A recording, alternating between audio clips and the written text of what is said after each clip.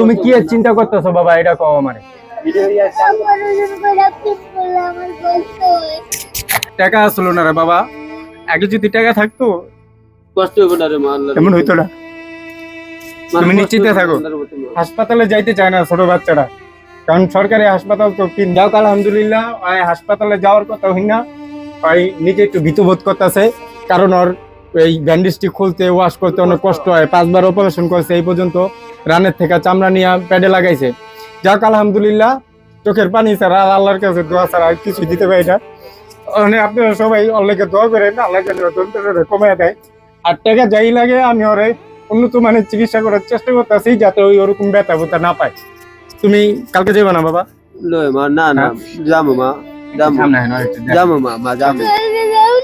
কবে যাবে? পরশুদিন যাবা? পরশুদিন তোমার তো এটা পানি বেরিয়ে আছে মা, তোমার তো তাড়াতাড়ি চিকিৎসা হবে রে মা। মারে তোমার আঙ্কেল অনেক কষ্ট করে না তোমার জন্য গো মা।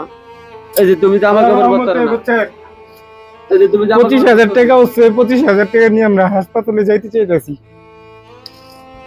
কষ্ট হবে না মা, এটা বেরে বেরে বুকটা দিয়া পানি বেরিয়েছে, কষ্ট বেরিয়েছে, কষ্ট আছে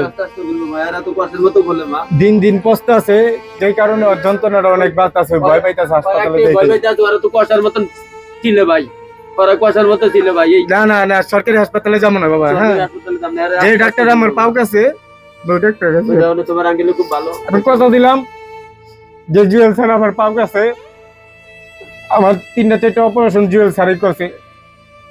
উনি আমার অনেক মায়া কইরা অনেক দামি দামি সুই মেডিসিন দেওয়া করছে, যাতে আমি ব্যথা না পাই।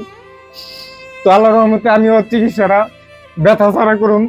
আপনারা সবাই খালি ওর লেগে একটু পরাণ করে দোয়া করেন, আর ভিডিওটা শেয়ার করে দেন।